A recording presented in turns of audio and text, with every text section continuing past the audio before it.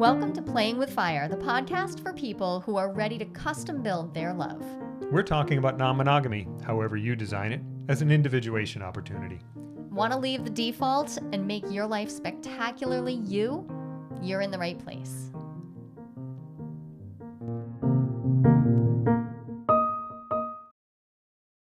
Hey, today I wanted to talk about something that comes up in the year of opening all the time. Agreements. We do. We spend a lot of time all talking the about time. agreements. It's so much time, and it's very important, but I want to talk about specific kinds of agreements, asymmetric agreements. Oh, you mean the only kind there can really ever be? Well, I suppose. Yeah, that's 100% true. Well, I'm being ridiculous. Of A course, little bit.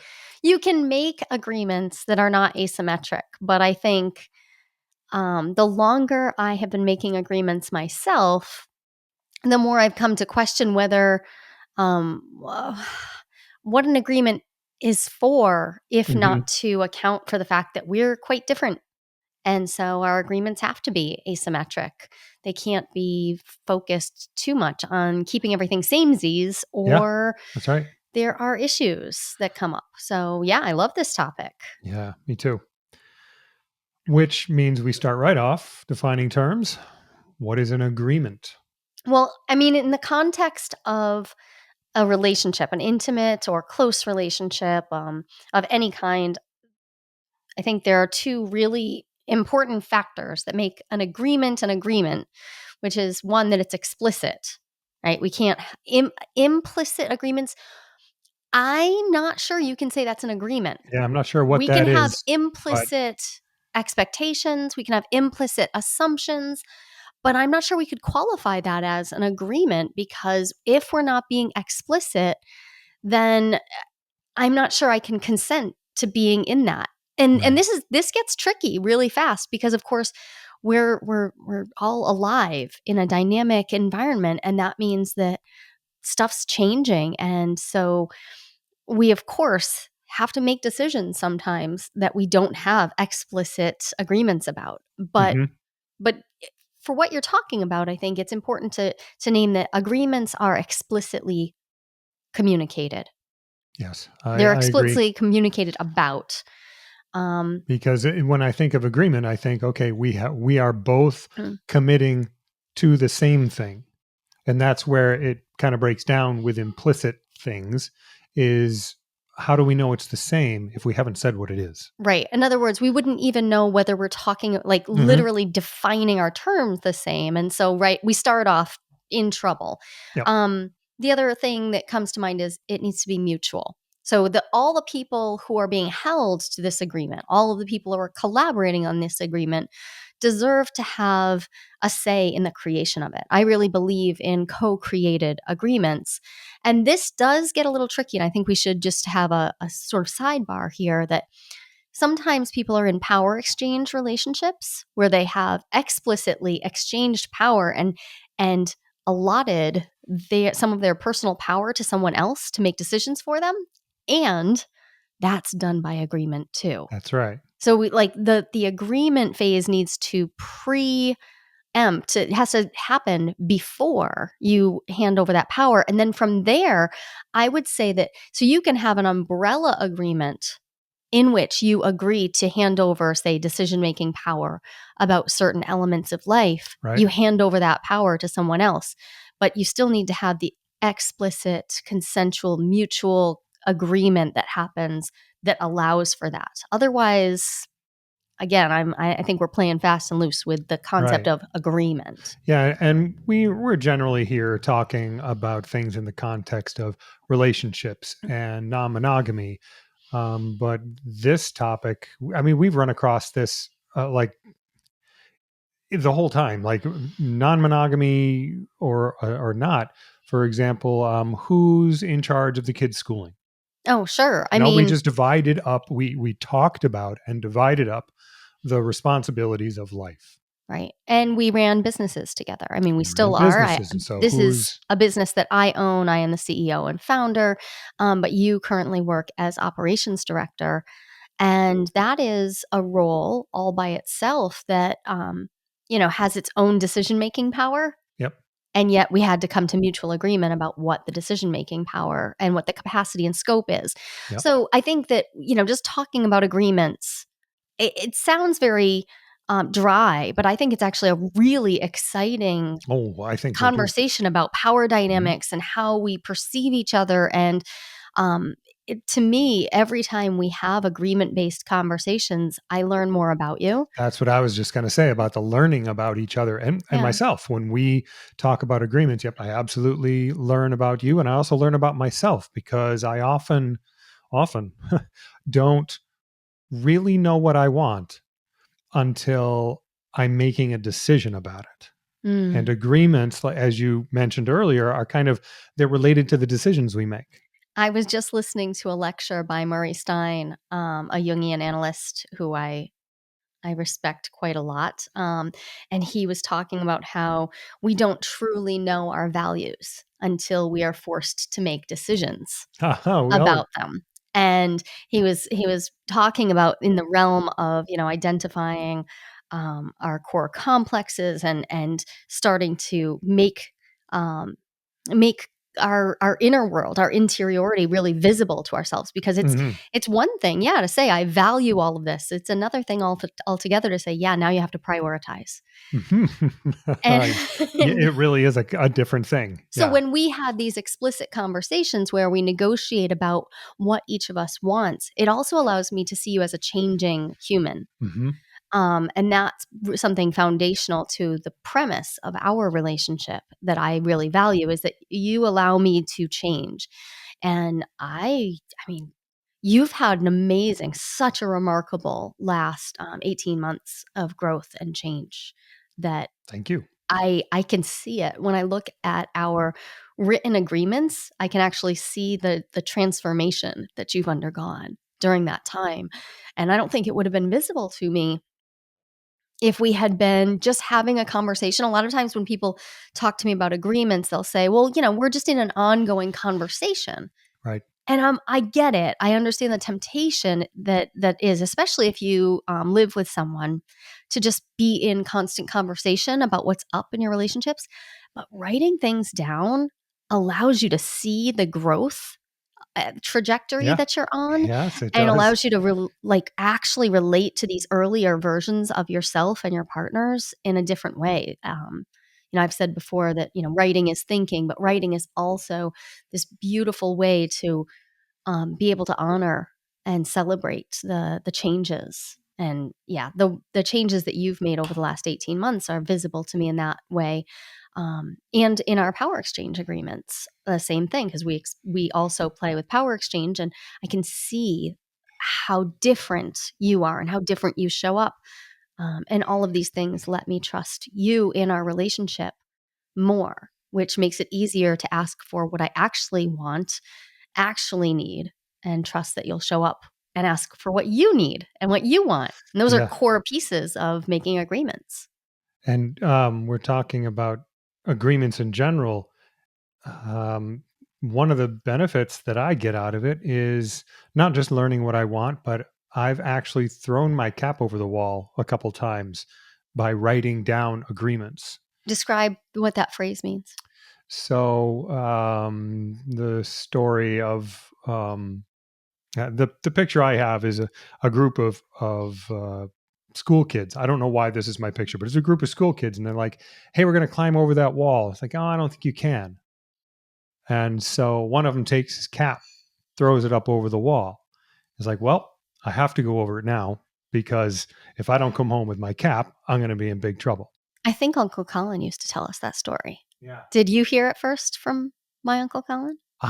Maybe I've heard it I th- multiple times, including yeah. Terry Pratchett is, Oh, I think, the picture that is most strong in my okay. mind right I now because he was such an amazing writer. I love that. You use that phrase often. I think that applying it to the concept of agreements. So then let's differentiate a little bit here, because I think that there are some people make aspirational That's what I was agreements. just going to say. That's throwing the cap over the wall is an aspirational agreement. I'm pretty sure I can get it. If I throw it over, I think I can make it over the wall. So I appreciate it when you understand that you're making an aspirational agreement. Versus grandiose agreements. Exactly, because Because that was the beginning of you're our not relationship. The beginning, decade of our relationship was characterized by me making grandiose agreements, things that not only did I not know if I could, well, actually, I just assumed I could. I didn't have a plan. I didn't have just like the least amount of thought about how I was going to uphold this agreement. I made it because, well, of course I can uphold an agreement. That caused so much trouble. and I see people do this all the time. Somebody wrote to me just recently. They wrote down. They sent me a message saying what the very vague but basic agreement that they had made with their partner was, Mhm. and I said, "Okay, so how are you going to do it?" And they said, "I I don't know. It doesn't really seem possible for us to do it this way." And no, I don't think we could really do that. And that doesn't sound any fun. I'm like, okay, so you have no plan on how to execute it, and that's the agreement you have. What do you think your chances of success Yeah. are? And I mean, I can tell you what my success rate was when I have made agreements like that. right. I mean, it's funny. When we think about Very somebody else low. doing this, it's humorous. But I see people do it all the Yeah. time. And I know I have done it myself, where I've made those agreements that really are, they're aspirational, as in the best part of myself really, truly does want to be able to hold to this. And that's not all of me. I contain multitudes, and some of me is 2 years old. You're And right. some of me And is kind of a bitch. And some of me is also lazy. So, like, yep. is my whole self on board? And maybe most importantly, is the part of me who gets to make the decisions in the moment when that agreement needs to be upheld? Are Hmm. they on board? Oh, that's very important. Yeah. Because Yeah. if they're not, then it calls into question whether do you have an agreement maker who's like this very formal, awesome part of you, and then an agreement executor who's a total dipshit. Like, that's Right. not awesome. Right. And then there's another aspect to this that I'm just thinking about now, which is okay, so I make this agreement without having thought about what kinds of decisions I'm going to have to make to uphold it. These aspirate these sorry, not these grandiose idealistic agreements. It's like I'm sure it'll be fine. Best case scenario Best agreements. and it's not just best case scenario, although that's mostly what they were. They're agreements that I make, and then when it comes time, because I haven't thought about the decisions I'll have to make, when it comes time to make the decisions to uphold the agreement, I find out those decisions aren't in line with my values. Mm. Now what? I Oh, just got myself into a tangle. And now it's like, okay. okay, I got commitments to uphold, but then I have to uphold commitments to myself about my own values. Plus, I've already like I've committed to those values as well. So what do I do now? Okay, so I'm guessing that we are both actually remembering the same grandiose commitment and epic failure when you call Oh, that up. sorry, I can't pick one out of the pile, but but Oh, I'm come sure I on. will recognize the one you're thinking of. Having promised one of your partners that you would be home and celebrating a particular holiday with her. And then Oh, I was at the hospital and my mother okay, was dying. that one. And Yeah, so you were standing there with this need to prioritize. I'm sure yep, something you'd never thought of about having to right, prioritize, and having to make a decision yep. in that moment. And I get it, but they're not all that serious. There were others, No, there were some, that was there just were a really smaller ones. extreme I, example. yeah, But that was actually the first time. I mean, that goes back now 14, 13 and a half years. And that's just one example of a thing that happened all the time yep, that I think you're putting beautiful words to. Have I thought about the decisions I'll have to make, the choices, the prioritizations, yeah, the way that I will have to align my values and my choices? Um, and that requires a level of being able to put myself in different situations to be able to use my yes, imagination. mm-hmm. And I remember you and I struggling with this quite a lot because you do a beautiful job of being in the moment. I suck at being in the moment. On I the other hand, you do a beautiful job of imagining the future.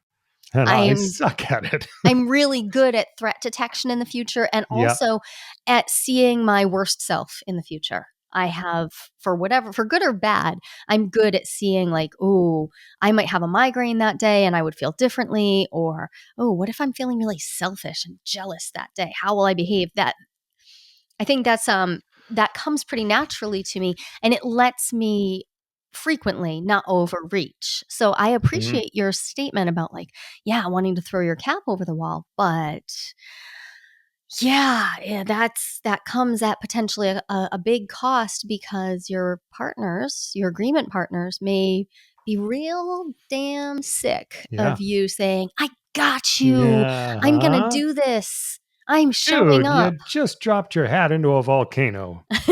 What's your plan? Oh, I didn't have a plan. Well, one of the ways that I know that we struggled with this had to do with, you not understanding that you needed to be resourced. Haha, yeah. Well, it's part of why I say grandiose. It's like, well, I'm I'm Infinitely capable. infinitely capable. I have no like temporal restrictions on me. I have access to infinite time, infinite energy, infinite emotional regulation. Full on God complex or just a hero complex? I was gonna say hero. I was gonna say superhero, but A superhero complex and a God complex are the same thing. they're the same thing because Yeah. and it was specifically around time. And I could go into this deeper. I find it very fascinating how crazy I am, but Well, you are fascinating, and I love your particular brand of crazy. It well, works just thanks. fine for me.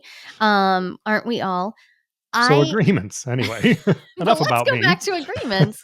So when I think about agreements being explicit and mutual, and ideally, at least in Jolie's world, written down. And Yeah. written down does not have to mean I'm not looking for you to have like a contract that you haul out. I'm saying, like, write down what you agreed to. It could be bullet points. Some of my best agreements, the ones that I'm able to hold most strongly, are literally just like 3 or 4 bullet points that I can hold really carefully because, like, yeah, there it gets, I understand the spirit of this thing.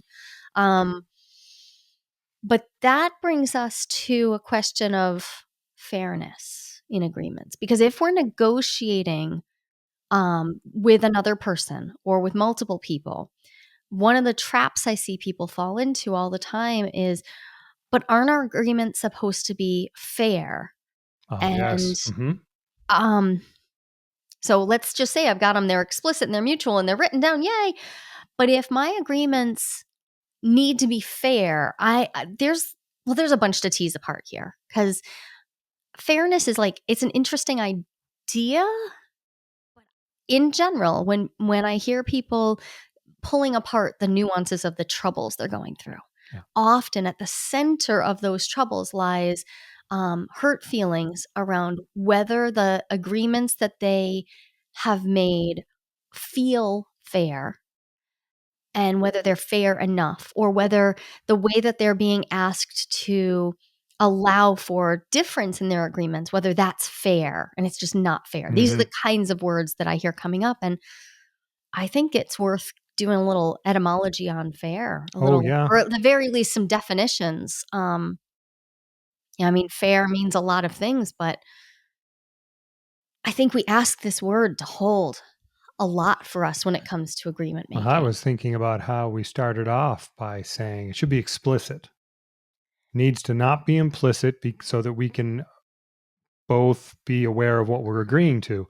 And the word fair is so broad that using it in the context of an agreement Yeah. actually puts us into the realm of implicit because Well, and what does at the fair very least, mean? interpretive, right? Like, Interpretive, how sure. fair Hmm. is usually, we usually mean it to mean something like it feels fair. Often there's a modifier on that word fair. We Hmm. want it to feel fair. In other words, we want this agreement to make us feel a certain way. And that is also asking kind of a lot from some words. But the definitions, when I just popped open 4 dictionaries and looked over a few definitions, and the first one that was in all the different dictionaries that I looked was free from bias. Um, free from dishonesty, free from injustice. Okay. Now, that version of fair, I would say, cool. I mean, free from bias is not the same as saying it needs to be the same, right? Right. I want to be aware of my biases so that I can work to account for them. Fair from meaning being free from dishonesty. Cool. Yep. Yeah. I mean, Can I get don't want to behind that. be making agreements that are inherently built on dishonesty. But another couple of ways that I see it defined is as legitimately sought. To be fair is to be um, sought legitimately, like there's like an effort toward legitimacy, or to be marked by impartiality.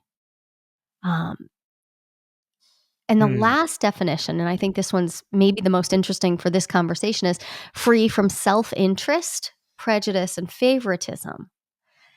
And that's the That's a definition that I think is really cool because we're making agreements and we need to advocate for ourselves. right.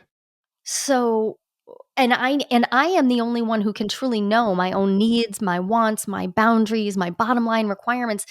So I would again really call into question whether fair is really what we're looking for here. I think we could be more clear and say that we're looking for the people who show up to the agreement making process to be honest. We're looking for the Okay. people who show up to the agreement process to act with honest self-interest. I want my Hmm. agreement partners to make clear where their interests lie, Yeah. where their prejudices and biases lie. I'm a researcher, and one of the things that I love about qualitative research, at least the way I was taught qualitative research, is we can never be free from bias. So instead, we have to account for it. We have to assume Yep. that we have bias as researchers and take it into account as best we can by having, like, for instance, in my last study, there I had an auditor for my data, so to help me account for the biases that are inherent. I'm a Yeah. non-monogamous person. My auditor was a monogamous person.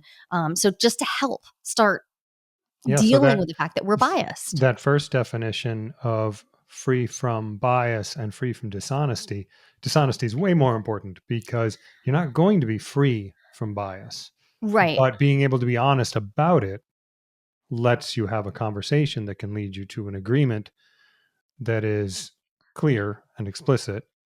And the other thing is, and I know this gets murky, but let's face it, we are humans, we are murky, is yeah, We i, are. I want you to get what you want.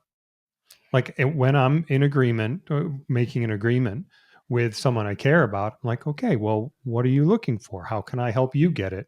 And I'm hoping that you're coming into it with a similar point of view, which is how can you help me get what I want?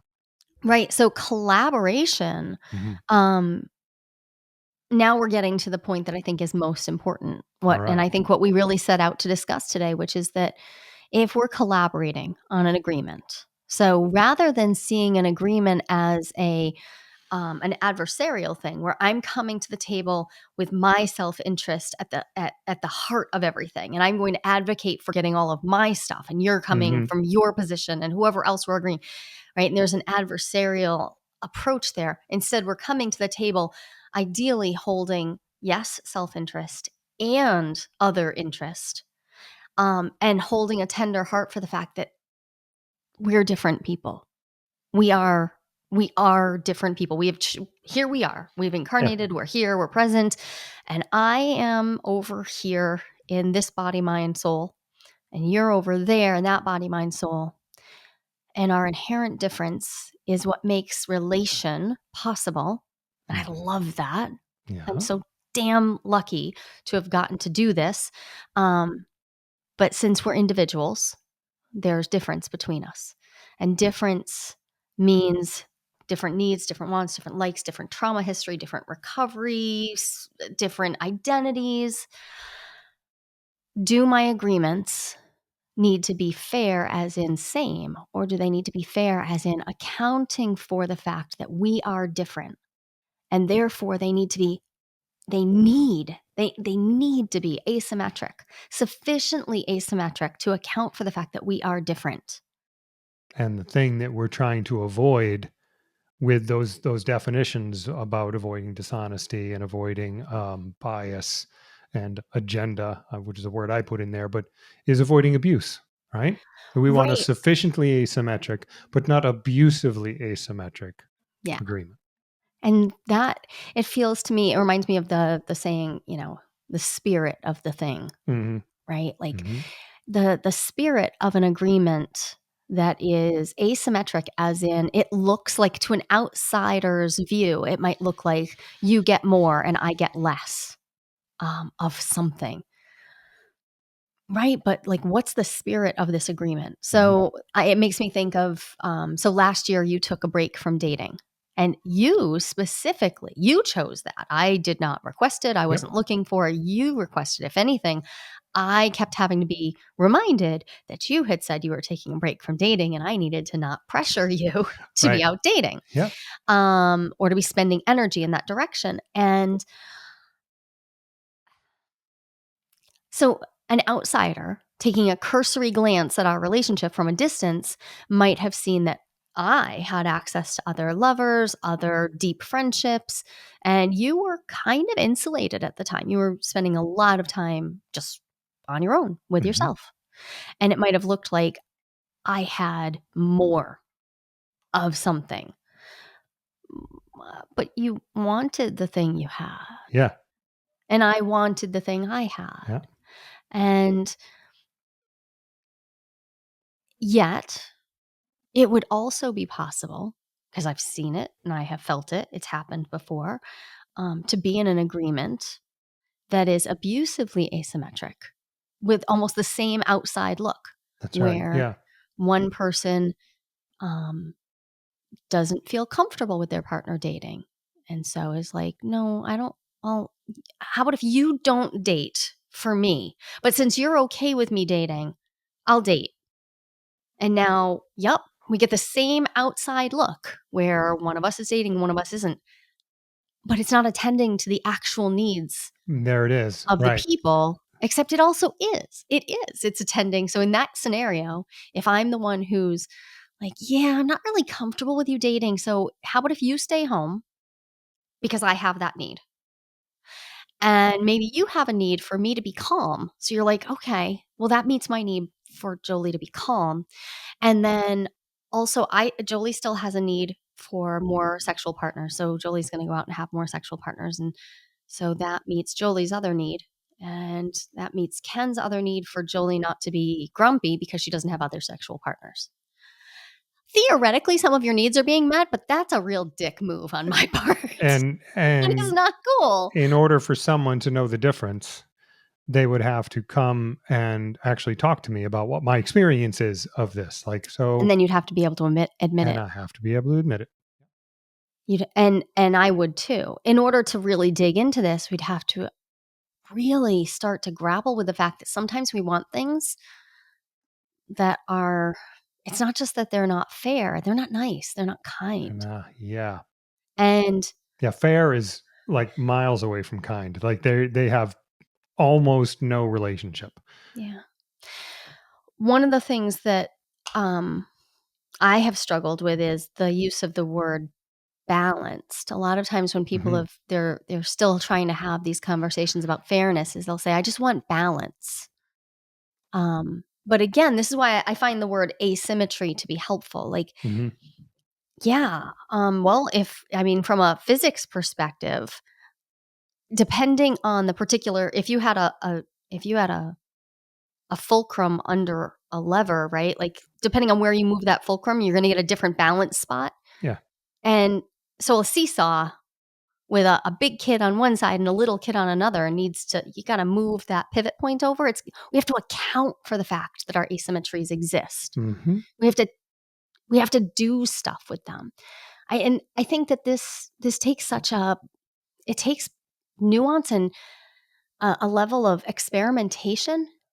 Right. Well, early Like, on, I was talking about how making agreements and then upholding them helps me understand myself and my wants and my values and my goals in more detail. And so sometimes, and this isn't about aspirational or grandiose agreements, it's just, life is complicated and you make an agreement and then you hold it up against the real world and you learn all kinds of stuff Right. about what you have to do to uphold it, which is why which is why we talk about agreements and not rules. Because then we make this agreement. And you and I have done this. We make an agreement about something, about how we spend our time or something, and then we like this dating thing, and then we go out and we implement it. And then in a little while, we come back and it's like, well, okay, so how'd that go? How's that feeling for you? Is this meeting enough of your goals to be something that you're comfortable continuing to agree with, or do we revise it? And can my nervous system handle it? Yeah. Because there have been plenty of times where I'm like, yep, this agreement meets my goals and it technically even meets my needs, except now my Mm. body's screaming. Okay, yeah. Now we have a whole And other issue. and I have to also take that into account. And oftentimes I don't know ahead of time Hmm. what my response is going to be until later. Um, I think that's why I like the short-term agreement format. So I use Yeah. a concept called minimum viable agreements, and minimum viable agreements are intentional short-term agreement containers, 1 to 4 weeks long, designed to make space for people to consciously create simple, small agreements, like over just like 1 or 2 domains of life, like keep them small so that they can start feeling into like, what does my body do if I make this agreement? So you made an agreement around not dating, and you were the one that was saying, like, it was basically an agreement with yourself. Hmm. Yeah. And you notified me of this agreement. You were Right. like, this is what I'm going to be doing. And it this is a little bit about semantics here now. We didn't call that a rule because it was your agreement with yourself that you got to rescind whenever you wanted. You had set a basic agreement with yourself that you were going to take a year, but you might have gotten to 8 months and been like, so I have revisited this agreement Hmm. and I've mined this experiment for everything I feel like I need from it. And so now I'm going to make a new agreement. And the same thing's true of agreements that we have with each other. I mean, we've gone through whole periods of time where one or the other of us was upholding more of this or less of that, whatever. And everything from finances to homeschooling to energy spent on our dating life or our sex life, everything. And the consistency of like revisiting the agreements on a time, like on a regular basis, rather than just waiting until they fall apart. That really Yeah. matters to me. That's a really important little strategy right there, to revisit the agreements before they become untenable, Right. before they start causing problems. So Um, that's why I really like short-term containers because yeah. most of us have a tendency to just say, well, I'm going to make this agreement and we'll leave it in place until it doesn't fit anymore. But that also puts pressure on Yeah. both of us or all of us to now somebody is eventually going to have to say, so we need to talk. And not a Right. phrase anybody wants to hear, really. No, I am Um, such a fan of the scheduled in advance discussion. which doesn't mean you can't still also have that moment where you're like, oh, Absolutely, you can, but yeah, having a built-in container for agreements means that when it's when the time comes that, again, we both agreed to, that we're going to revisit the agreement, and revisiting the agreement could be, is working for you? Yep. Working for me? Yep. Okay, we keep going. right. And You know, sometimes we just put the whole agreement it's, right back yeah, in place. just Like, put it yep, right back there. in. But having it there means um, nobody nobody's the bad guy. Yeah. Nobody's the bad guy who says, this isn't working for me anymore, because that can It's feel also a just lot of not ways. awkward. It's Yeah. not awkward. Yeah. So this reminds me of I've been really into my house plants lately, as seen As behind you you. can see. I'm very into my house plant. It's because my children. So my last child got his license, and I got like 17 house plants immediately. Um, they're much easier to take care of than teenagers, but they do still need care. And it's reminding me. So you can put your plants on a watering schedule. And that's great. Like I have this watering app that reminds me, like, hey, check your monstera and do this. I still need to stick my hand in the soil and actually check it because it might not actually be time. So there's this balance between, yes, you want to have a regular reminder that Yep. the agreement needs tending, and I need to actually look at what's going on in the situation. So we have an every 3-year agreement, which we use to like it's an off ramp. Either of us can say, so I'm out. We need to reimagine the whole relationship. And one of the years that came up, we were due for our agreement. My brother had cancer and was living with us, and it turned out he was dying. We did not We did have not have that the conversation that conversation right September. then. We didn't. He was like, No. we just didn't. We were like, nope, we're going to revisit this. We Which, put by it the off. way, was an agreement we made together. Right. So we did a short term. We were like, nope, Yep. this can't happen right now because I need you. And I was like, I need you to be all in for me for however long this And I takes. committed to that, and it was a separate agreement, bounded, unfortunately, Yeah. um, that overrode this other agreement. Right. And it wasn't like an in perpetuity. It Nope. was we overrode it with a, well, let's revisit this in 6 months. Yep. And as it turned out, 6 months from then he was actually in his dying process, and we said, well, we're not doing anything now, so we put it off for another 6 months until he had passed. And it was profound to me that you were like you were willing to just be there and commit to being in that process with me no matter what. And I get it. I imagine that there are people listening to this saying like, well, what kind of asshole would he have been if he turned his back? But the thing is, we had this ongoing agreement to tend to our agreements. Right. Yep. And I felt so held by the fact that you were willing to also say, yep, and it doesn't make sense right now. So let's now have another agreement to tend to that agreement when we could actually do it, and give it the full attention that it deserves, give it that full love that it deserves. And also, yeah, no, I will commit. Basically, you gave me a bonus year. and, Yeah. Right. um, and I say you gave it to me. It was my brother, it was your brother-in-law. It's not like you weren't hurting. It's not like you weren't in there. I mean, you did absolutely just as much care for him as I did. But there was, it's just a great reminder to me that fair doesn't fucking matter at all. Nope. There was nothing fair in that entire year of our No, lives. that There was nothing wasn't. fair for John. There was no That's access to it, no, even if it was a sensible no. It's concept. horrifying. Yeah. We make agreements that need to hold our messy, ridiculous, grief-filled, joy-filled lives. And so they need to be sufficiently flexible. And back to that word we started with, asymmetric. Yeah. Asymmetric because, like, in that particular year, you showed up, you brought an immense amount of attention and care, and it was my brother who was dying, and there was an asymmetry in the feeling. When I think about an earlier time, a much lighter time that we were making an agreement, yeah, I went back to grad school after we closed the gym. I went back to grad school, and you handled making money while I was getting my master's degree. And you just handled it and let me have that time. And we came to a very clear agreement about why that was, Yeah. how that was going to go. Yeah. And yeah, again, they Okay. weren't about fair. Yeah, They were about this. I gotta say it. So, as a physicist and an engineer, I know, like, from all of my training and the math that I've done, which is a lot, if you have symmetry, fucking nothing's gonna happen. If you have a system that is 100% symmetric, nothing will happen there.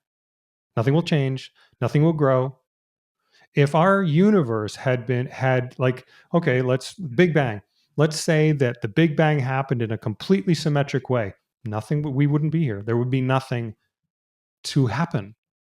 It is the asymmetries that actually provide the energy for things to happen. So, yep, we could work really hard at making agreements that were as symmetric as we knew how to make them. And first of all, we would not succeed because we are both living creatures and inherently we don't have access to that kind of symmetry, but we could try really hard. And in order to uphold them, we would have to make sure we stifled our growth, stifled each other's growth. We would have to sit still. So that's my little soapbox lecture on what symmetry looks like to a physicist. It's not a goal. I don't want symmetry because then I would not get the dynamic, exciting life that I want. Dude, I can't do any better than that. Mic drop. Thank you. Love you. There's no one right way to design your relationship. And lots of people, actually about 25%, according to a recent national survey, are interested in some type of open relationship. But how do you know if you are ready to open up happily? Not everyone is, and that's no problem. I've got a 60-second quiz that will give you the answer. And even better, you'll walk away with your next step, whether you're good to go or not so much when it comes to opening up. And this is no BuzzFeed nonsense. I personally designed this quiz from my years of academic research. Go to joliequiz.com. That's JOLIQUIZ.com and find out if you're ready to open up happily and what to do if you are or if you're not.